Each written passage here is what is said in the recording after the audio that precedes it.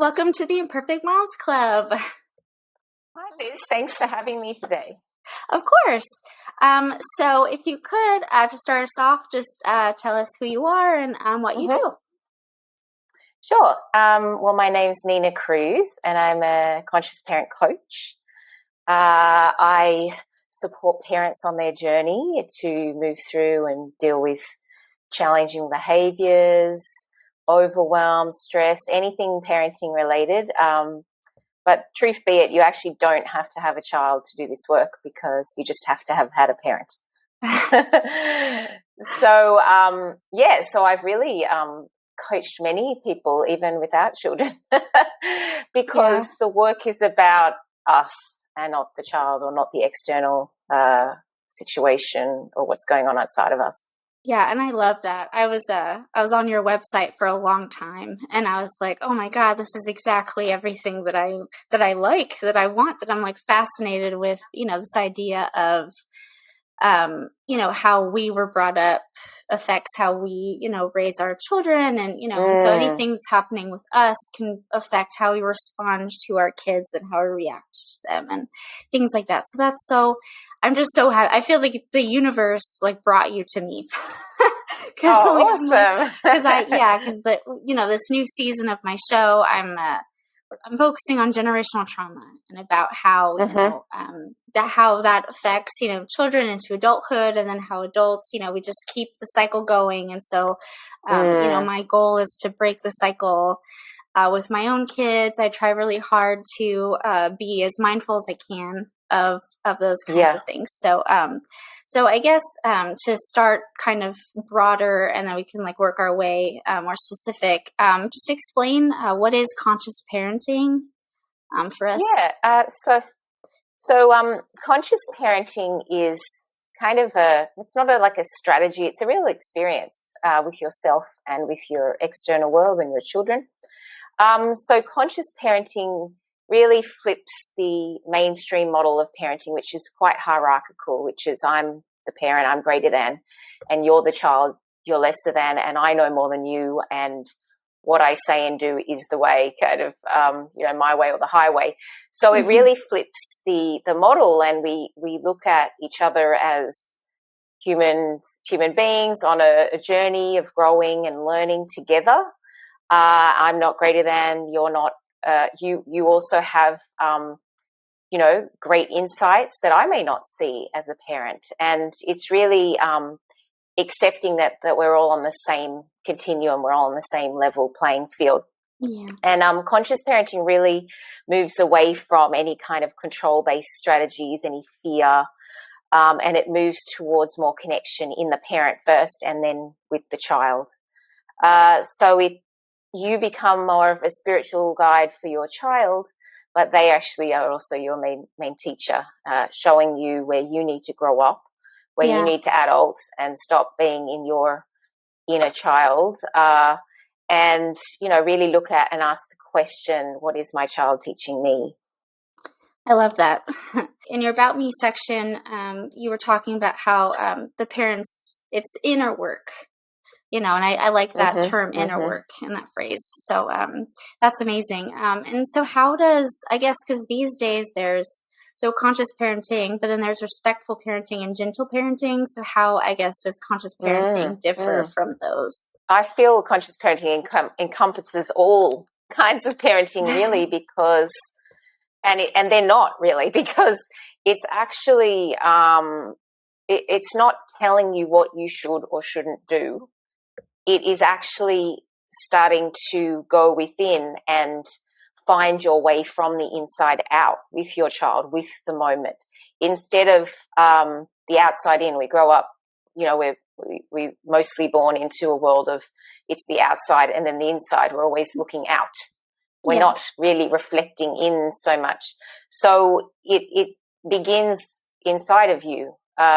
In the moment of trigger with your child or with an event, what is going on inside of me? What am I feeling? What am I thinking? Because it's all stemming from a thought or an expectation or an agenda or a belief or, some kind of rigid fantasy of my child should be conforming or behaving or not, they should be listening. Yeah. So it begins with you. So you just begin where you're at. And that's the perfect moment, because everything will unfold from that. So, in terms of peaceful parenting, it's highly peaceful because you're not coming from control and fear-based strategies anymore. Mm-hmm. And you're not coming from punishing and rewarding and saying you're a good child or a bad child. There's none of that anymore. Right. Respectful, it starts with us as the parent. How are we respecting ourselves? Our child's going to basically be mirroring what's going on inside of us. So Right. it becomes more of an invitation to go, instead of having like a label, it just becomes like, let's see what data is arriving today with my child. Oh, that's interesting.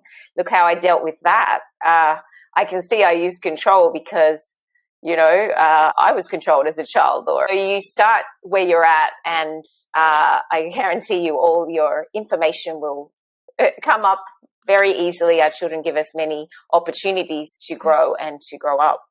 Yeah. I like that. I like that it's, because you hear about respectful and gentle parenting. I feel like those are more specifically for that, like what you do with your child, and whereas conscious parenting would be more, like, let's look inward at me and then see how I can affect the situation. Exactly. And I can, yeah. Exactly. And if we're not being gentle on ourselves, if we're self-sabotaging, if we're really not nice to ourselves and we're listening to that inner critic and how can we be gentle with our child? We're not even being gentle with ourselves. Yeah. So that's where it starts with us as a parent.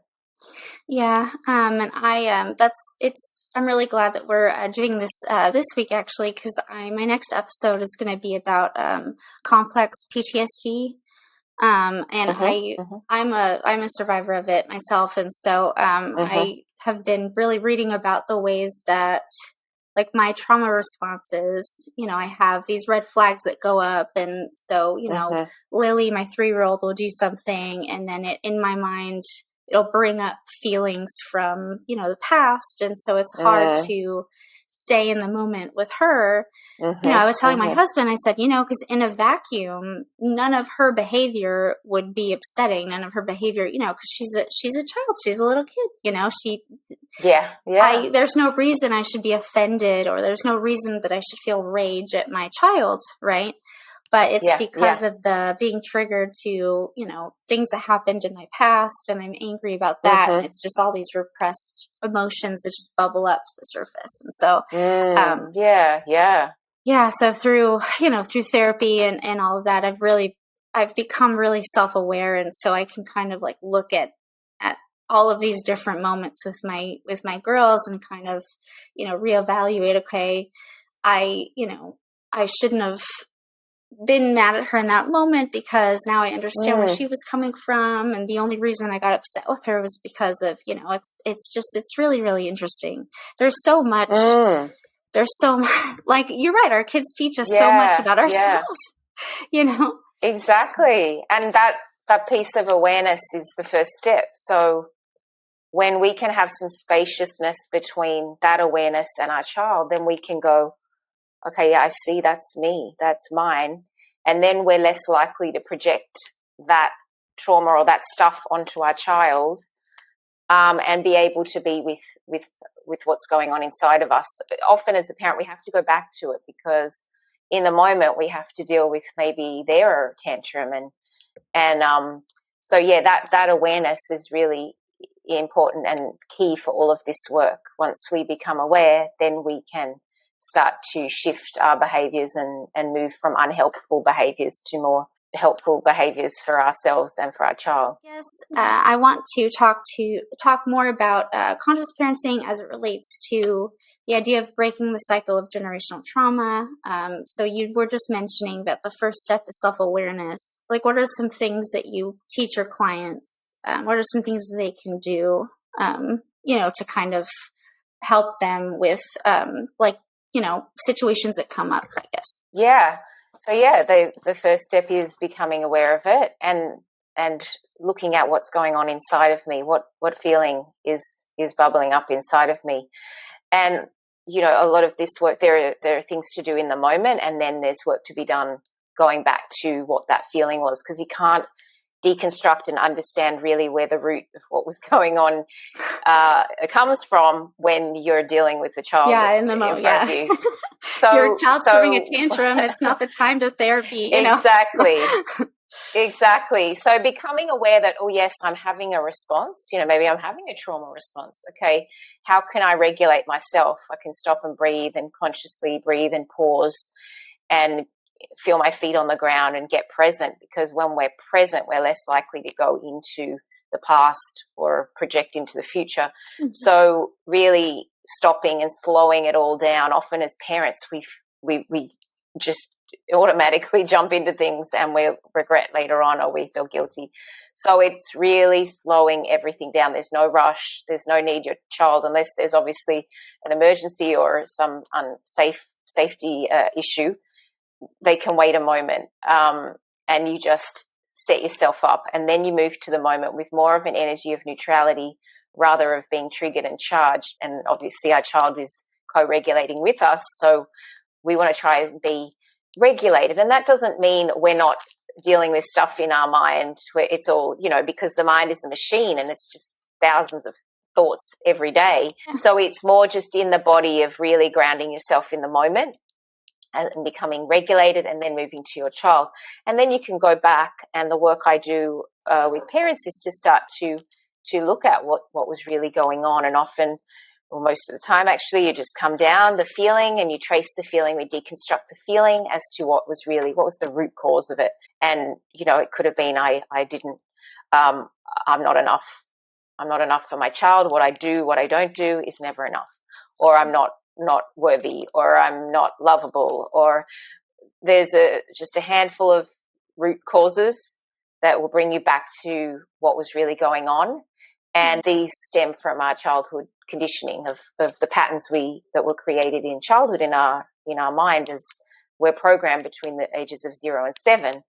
Like a computer program, our mind plays these patterns out. And until we become aware it's a pattern and not really who we are, we're usually playing an automated response, an automated pattern, until we become aware and we can shift and go, oh, that's not how I want to be, or that's not me. I'll choose something different.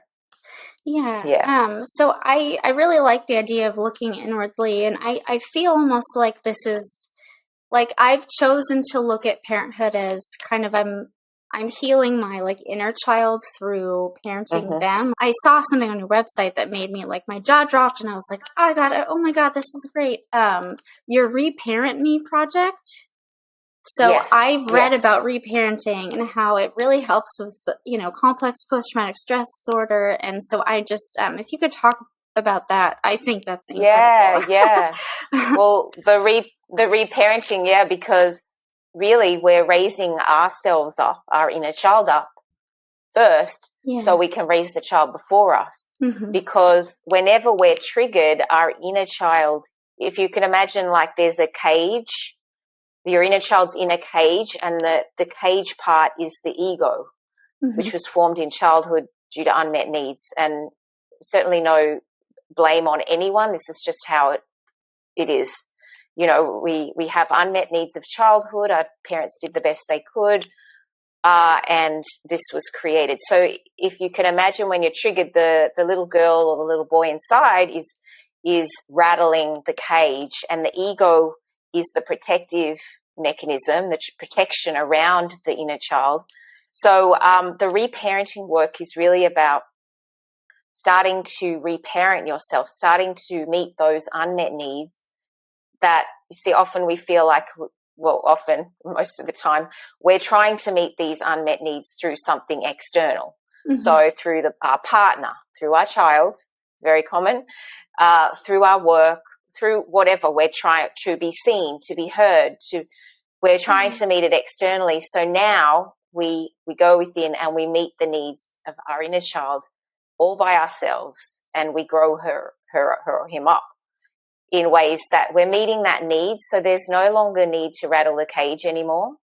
And also we're becoming aware of when our ego comes in, when we have these defense mechanisms, like somebody does something to us or our child does something, and we're like, right, go to your room, and we want them gone because the ego, you know, the antics of the ego is danger, like build us up or beat us down. And it'll push people away. It'll push, you know, we can push people away in our life if we desire, but we can't push our child away. So this is the perfect setup to do the work, because you can't say, sorry, this relationship isn't working for me anymore. We have to either meet the child, or we project our stuff onto the child. So we get a choice, and we get to decide. Yeah. So I guess I'll get a little bit personal here. So for me, like there's a lot of feelings of, like not being good enough. So, you know, there's some things will come up where I will have like purchased something really great for my daughter. I would have prepared something. It took a long time or something. And then, you know, a tantrum will happen because she's 3 and she has big emotions.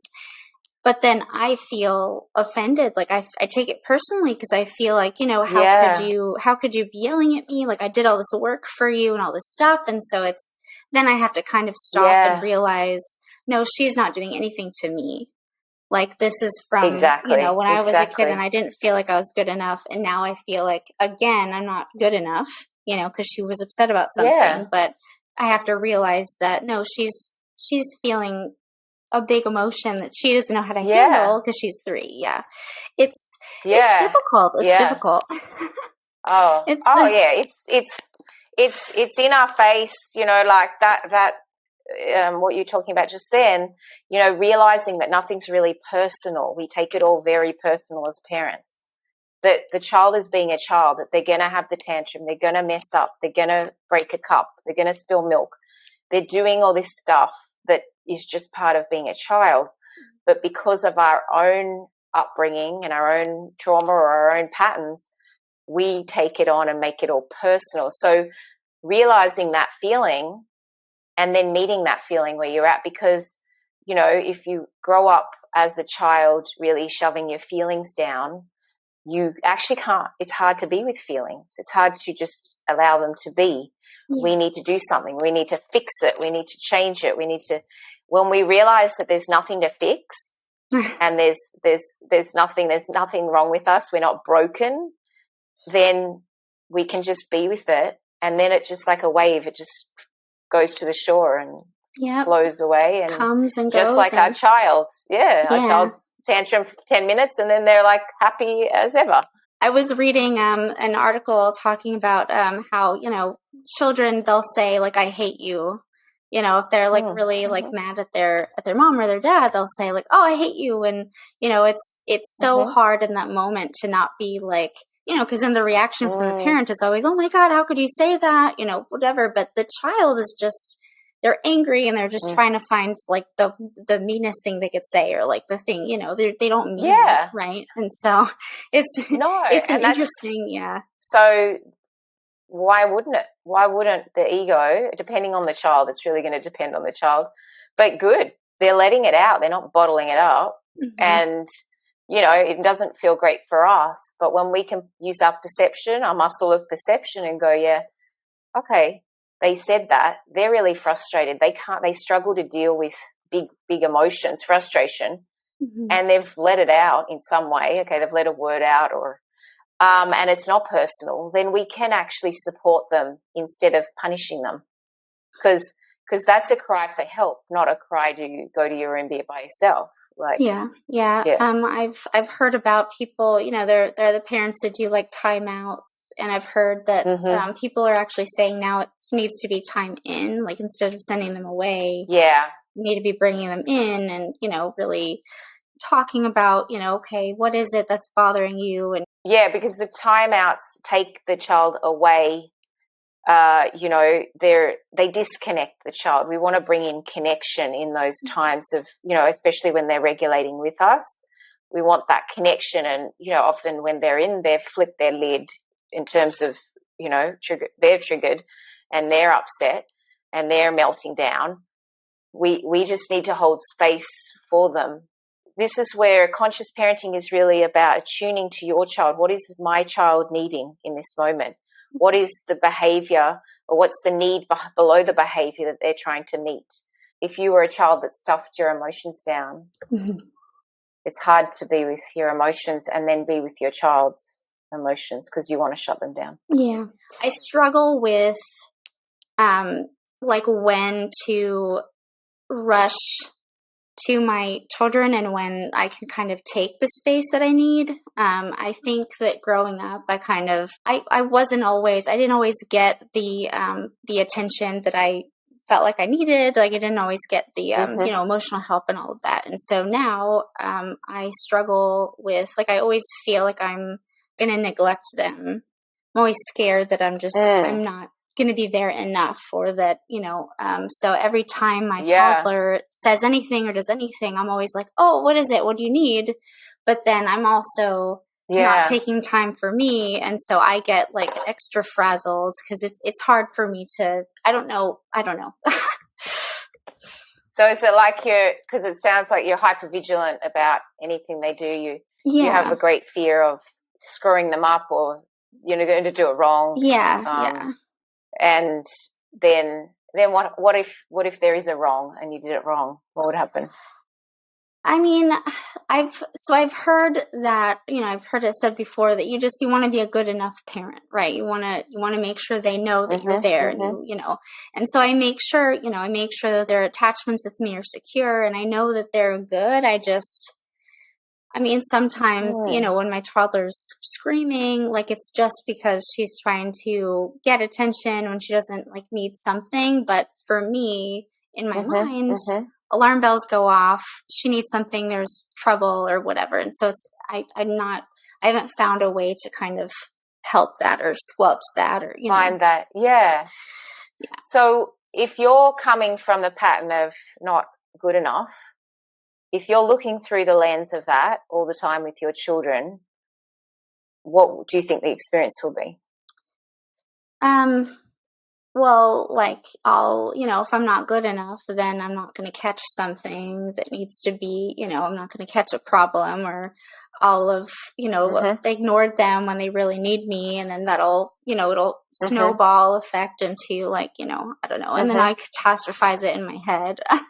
So, because anxiety is wonderful. Yeah. Yeah. So that's the pattern. The good thing is you're aware of the pattern, but instead of parenting through that pattern, you can accept and understand the pattern of why it was there and it kept you safe as a child because, it kept you, it probably gave you some great things as a child to keep you safe and keep you protected. But now you're a parent, it's getting in the way of you connecting with your child or attuning to your child, because if you're hypervigilant or you're trying to fix things, then you're coming from usually control, trying to swoop in, and actually it takes away some of the lessons and experiences that your child will naturally have as nature intended. Yeah. And you come in and then block those experiences, whether it's feeling certain ways that your child needs to experience or having certain experiences, in the home or outside or with children or with friends, whatever it might be. So it's becoming aware of that pattern and not allowing that to play out or to control you, because when we have patterns, we give that the power. So then it's becoming aware of the pattern and then knowing what, maybe deconstruct that pattern. What happens? What do I do? What do I think about? What do I feel? Then what actions do I take? You know it so well that when you spot that pattern, it's like the reparenting. You just breathe and I accept it. I know it's there, but I'm choosing different now. And then you've got to get clear on what you're creating. What do you want to create with your child? How do you want them to feel with you? Do you just want to observe them? And then you know that when you're right near them, you're in their energy aura, they're in their space. You don't have to do anything. Your presence is more powerful than anything you could do. Yeah.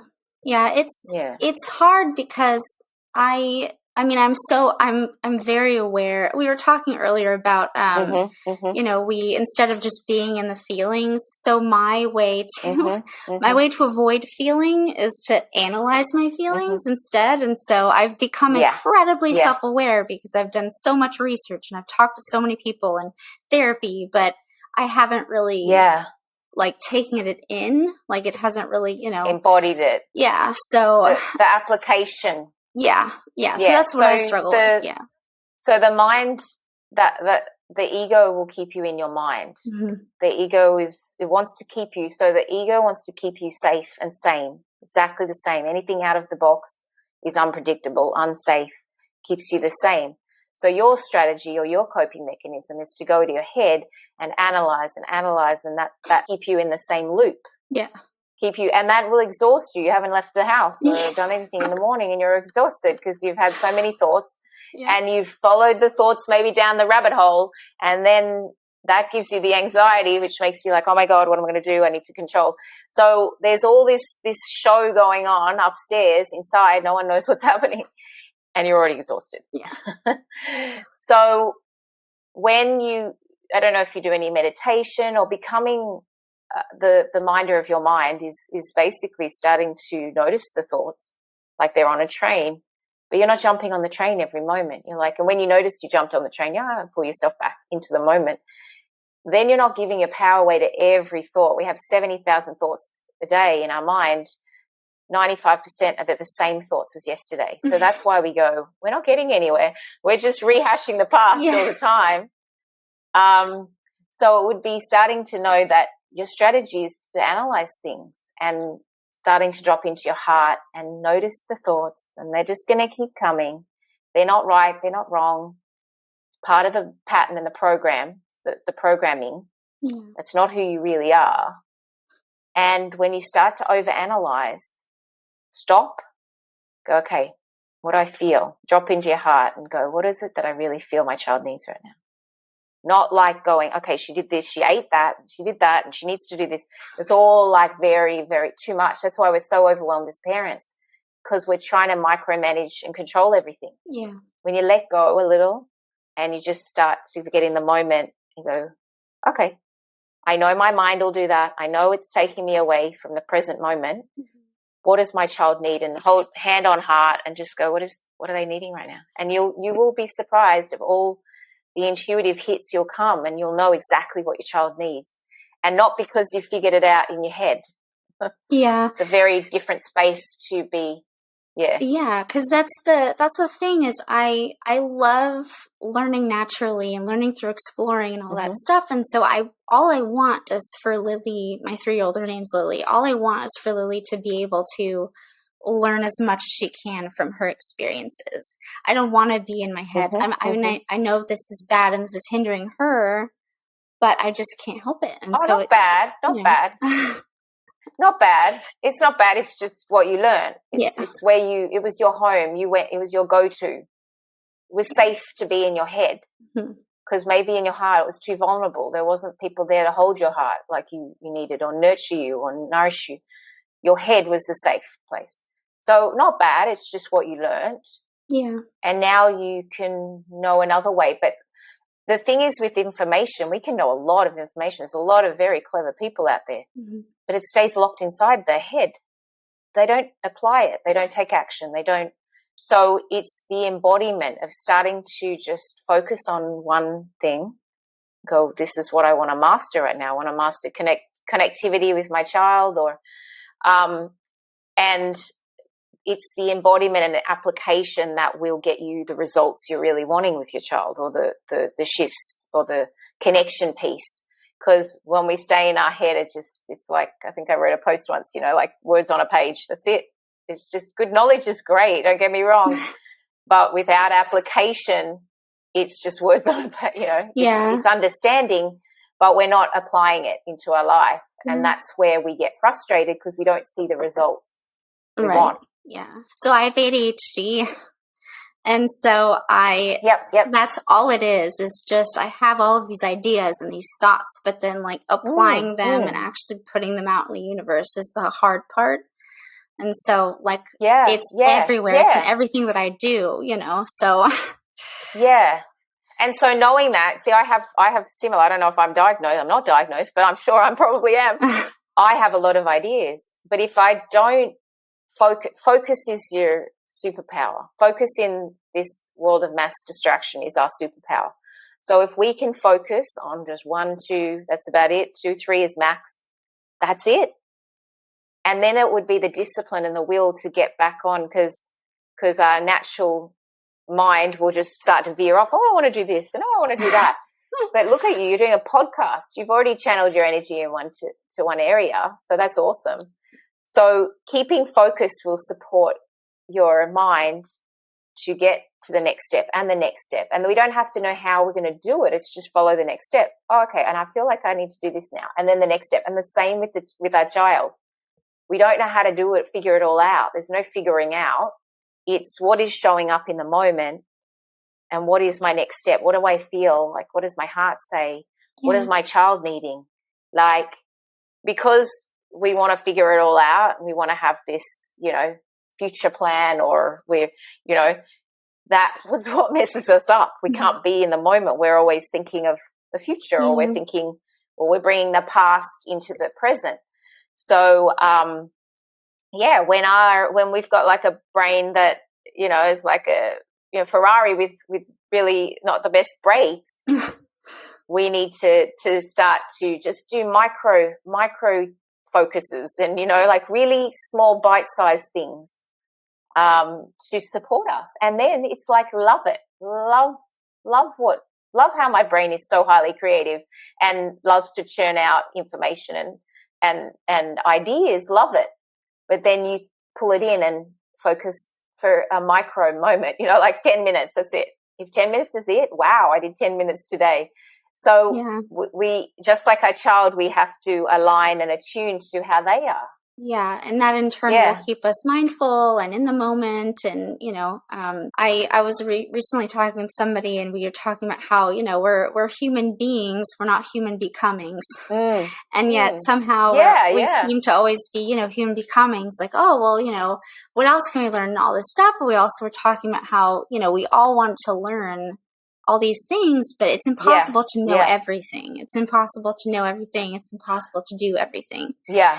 And so, it's really... Well, I think it's the discernment that, are you wanting to know because you love it and you want to learn it? Or are you learning and wanting to know more because you're trying to overcompensate for a pattern of not feeling enough? And so more will try and feel you're not enough. So then accepting, okay, if I don't really love it and I'm not doing it because I really love it, because I just want to do it, if I'm doing it because there is another motive, or there is another compensation that we're trying to make up for our patterns and our, the loops of where we go, then that we'll never be able to meet that need, because it's a setup. It doesn't want to. You're not enough. Will never be enough. That's it. It's just never going to be. So instead of messing about in that loop, move to a different orientation, start to create, knowing that, so we've got to step out of that dysfunction or that pattern.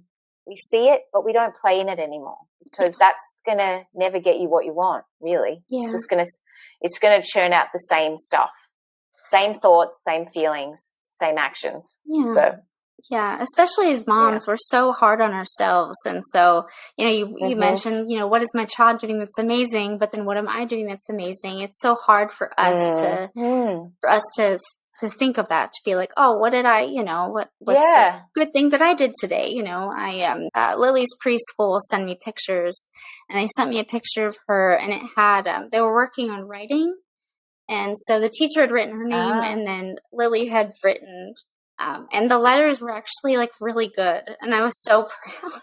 And so I was like emotional, and I was so proud of her, and and so that's got me thinking now. I'm like, I'm so proud of her because she did that. But then, what did I do? Did I do something too today? Yeah, that's it. Yeah, and it's really starting to shift our mindset, shift our perception of what. How we see the world, often we're seeing the world how we were conditioned. When we can get outside of that and see that we're so much more than what we do on the outside, and and our children are just beautiful spirits, divine beings that, you know, we can start to, when we see it in ourselves, we see it in other people and in our child, realizing it, because, you know, your podcast is the Imperfect Mums Club, you know, finding perfection in our imperfections. Like, wow, you know, I did this today. That's so funny. Of course I did that. It's a pattern, you know, love your pattern. Yeah. But don't live from it. Don't live from it. Yeah. Yeah, I like that, finding perfection in the imperfection. I think I wrote something similar. I said, you know, the fact that we're able to be aware that we have these imperfections, that sounds pretty perfect to me. The fact, you know, it's perfect, the fact that we're able to be aware enough of these are the things that need to change. These are the things that we need to work on, you know. Exactly. And when you can realize that voice in your head isn't really yours, it's not you, it's whatever you, don't listen to it. If it's saying something, don't listen to it. It's not real. It's not real. It's an illusion. It's the inner critic. It's, you know, voices of our childhood of, you know, you may hear your mom in your head like, oh, you didn't do a good enough job. That's not even real. And then we're following that and believing it's true, and we can realize it's not true whatsoever. It's not who we are, and say, thanks, voice, but, you know, thank you for that. But you know what?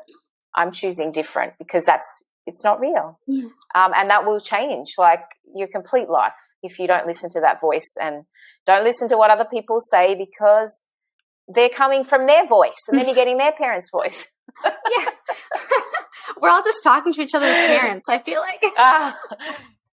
Exactly. I mean, you don't go and ask, find what is your heart and soul really wanting, and follow that, because that's the wisdom.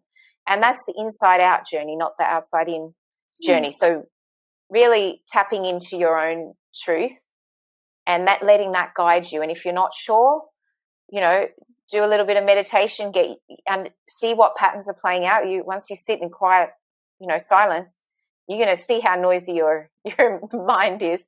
And you're going to watch the thoughts going, oh my God, you know, I don't stop. And it doesn't. The mind is a machine. It's just constant, but you can put space between it, and you don't need that to run the show. You can start to, you know, decide what you want and not be pulled by the past and by your conditioning and your patterns. So yeah, it's powerful. Yeah. Well, awesome. Yeah. Thank you so much. This is amazing. You're brilliant. And I'm so glad that I'm so glad that we talked. Oh, thank you.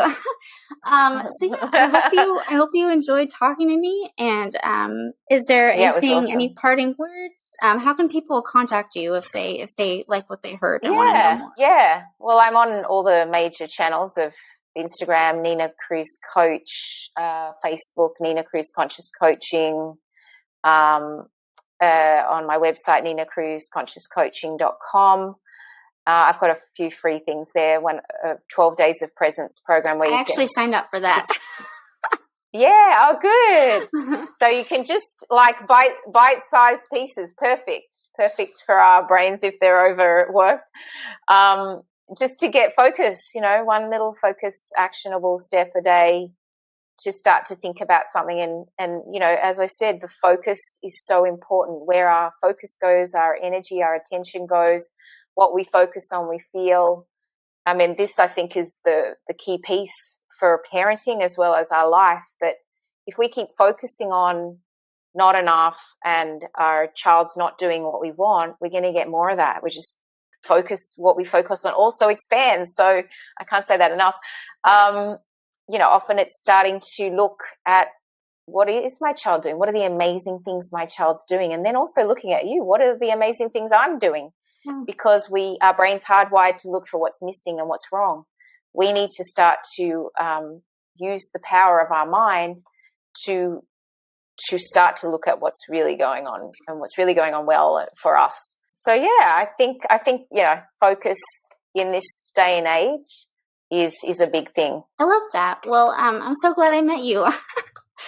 Thank you. I'm really glad too. Yeah, I hope that we keep in touch, and thank you so much for coming on the show. Yes. Thank you for having me. I had a great time. Yeah.